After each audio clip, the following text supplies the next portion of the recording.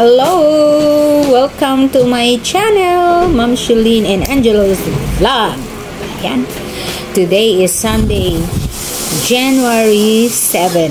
Ayan guys. Happy Sunday! Ayan. Today's video, may isi-share ko sa inyo guys, since nandito kami sa Bohol, we're living temporarily here in Bohol due to some personal reason about my family.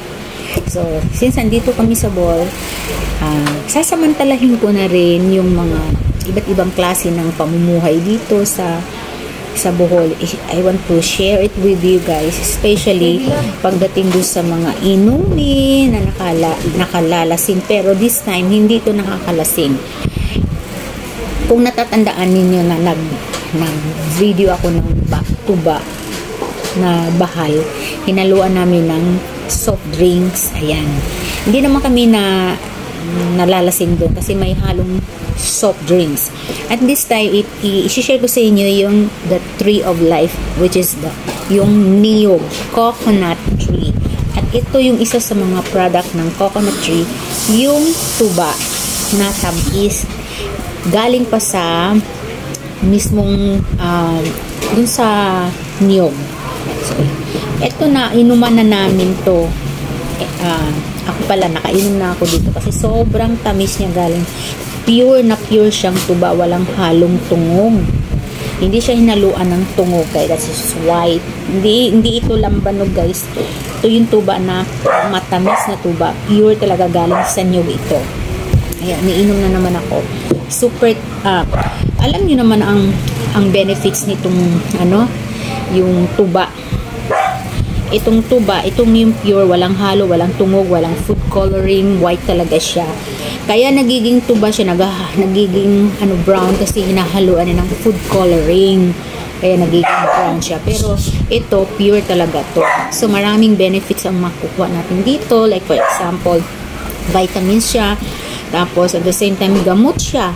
Gamot din siya guys sa mga leukemia, mga ganun ba. Halimbawa lang yun ha. Hindi ko na alam yung iba pa, basta alam ko gamot siya, and at the same time vitamins, nakakaano siya talaga. Alam natin maraming gamit ang niyog, di ba? May lumber, mayroong kopra, mayroong ginagawang yung mga bagol, ginagawang uling, tapos yung mga walis, di ba? Galing yan dyan sa tree of life, which is the coconut tree. Ito nga, isi-share ko sa inyo. So, ngayon, in-order namin to. So, 1 liter for 50 pesos. Ayan. So, siguro ito na ang iinumin namin. Kasi meron kaming in-order na 1 galon na tuba, bahal. May tungog na siya. Brown na siya. Pero bahal. Hinahaluan namin soft drinks. Ito, wala nang halo-halong soft drinks. Kasi, napaka-sweet niya, guys. Talagang matamis. Tamis talaga, guys. Ito, niyom ko nga, Gustong-gusto namin ng kapatid ko. Hindi ka naman malalasing dito kasi matamis siya.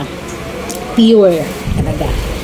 So, nilalagay lang namin sa rep para hindi magtagal. Pero mukhang hindi naman ito magtatagal, guys. Kasi tinan nyo, halos kalahati na lang. 1 liter. Yun lang. Dito sa probinsya, ang dami naming natutunang magpagkain, na mga fresh. Meron din kaming mga butong dyan. Mayroon kaming mga niyog na buko. May buko kami.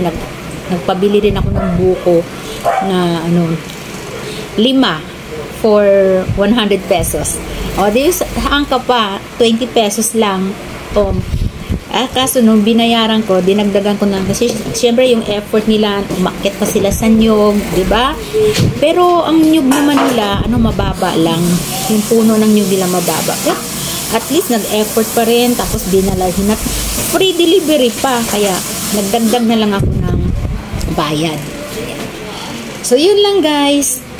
Kung mag-comment po kayo guys kung nagustuhan niyo yung video na to, let's drink. Ito na guys, Thank you for watching. Bye.